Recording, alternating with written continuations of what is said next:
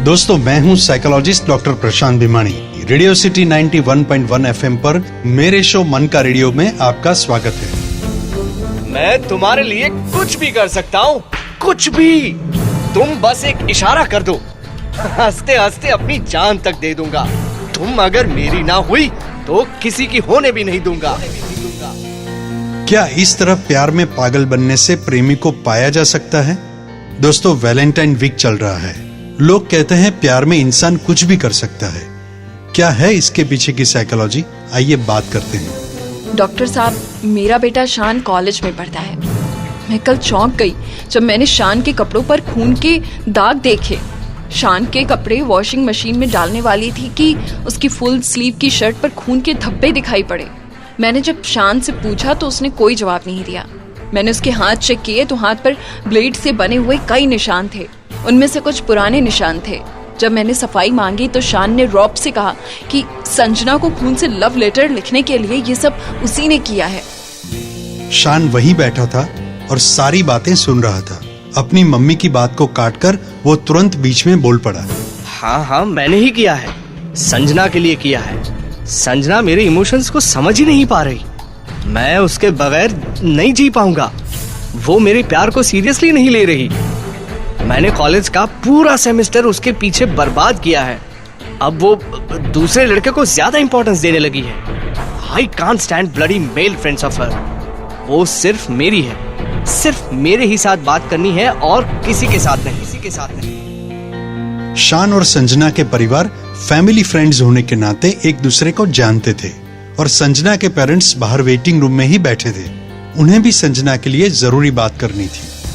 Doctor साहब, मैं एक बिजनेसमैन हूँ, काफी ट्रैवलिंग रहता है मेरा। संजना मेरी इकलौती बेटी है। ये सभी कांड के बारे में हमें तब पता चला जब संजना का 2 दिन पहले बड़ा कार एक्सीडेंट हुआ। वो तो हमारी किस्मत अच्छी थी कि उससे कुछ हुआ नहीं, मगर हमें कई लोगों ने कहा है कि इन दिनों संजना का रैश ड्राइविंग बढ़ गया है और उसका स्मोकिंग भी बढ़ता जा रहा है। ये संजना की तीसरी रिलेशनशिप है। करीबन 6 महीने उसकी रिलेशनशिप चलती है और फिर टूट जाती है। पता नहीं क्या हुआ, मगर एक्सीडेंट के बाद उसी ने हमें बताया कि अब वो शान से ब्रेकअप करना चाहते हैं। शायद इसी वजह से शान ऐसा बिहेवियर कर रहा होगा। दोस्तों, शान और संजना एक दूसरे के सो कॉल्ड प्यार में थे, मगर मरने मारने पर उतारू थे। प्यार का अर्थ हर कोई अपने मन के हिसाब से निकालता है। दरअसल इस केस में शान और संजना दोनों का बिहेवियर मुझे न्यूरोटिक लग रहा था। जब भी बॉर्डरलाइन पर्सनालिटी डिसऑर्डर वाले 2 लोग एक दूसरे से प्रेम के नाम पर करीब आते हैं, तब ऐसी समस्याएं खड़ी होती है। प्रॉब्लम यह है कि दोनों के इमोशनल इंटेलिजेंस में गड़बड़ी होती है। सामने वालों को अपने ही हिसाब से इमोशनली नापने की हैबिट प्यार में डिस्टेंस खड़ा करती है। एक को ऐसा लगता है कि सामने वाले को मेरे हिसाब से ही मुझे प्यार करना चाहिए, और दूसरे को लगता है कि वो जो कुछ भी कर रहा है वो हद से ज्यादा है। ऐसे इमोशनल कम्युनिकेशन गैप की वजह से एक दूसरे को समझने में दिक्कतें होती है और इनसिक्योरिटी की वजह से कई बार ओवर पॉसेसिव बिहेवियर हो जाता है। शान और संजना दोनों का सेल्फ हार्म बिहेवियर एक दूसरे का ध्यान खींचने और एक दूसरे को सबक सिखाने के लिए हुआ था। शान और संजना दोनों को लॉन्ग टर्म साइकोथेरेपी की जरूरत थी। दोनों को काउंसलिंग के दौरान कुछ बातें समझाई गई। किसी अपने के साथ अपने मूड स्विंग्स के मुताबिक बिहेव करना और कोई भी एक्सट्रीम तक जाना ये प्यार नहीं है। एक दूसरे को कंट्रोल करते रहना ये भी प्यार नहीं है। अगर एक दूसरे को चाहते हो तो एक दूसरे के बिहेवियर को समझने की कोशिश होनी चाहिए और ब्रीदिंग स्पेस भी देनी चाहिए, जिससे रिलेशनशिप को ऑक्सीजन मिलता रहे। दोस्तों, प्रेम की नींव विश्वास पर बनी होनी चाहिए। एक दूसरे के लिए अवेलेबल होना जरूरी है, मगर पर्सनल प्रोग्रेस भी इसी प्रेम का ही एक हिस्सा है। अगर आपका प्रेमी खुश होगा तो वही खुशी आपको अनेक गुना बढ़कर वापस ही मिलेगी।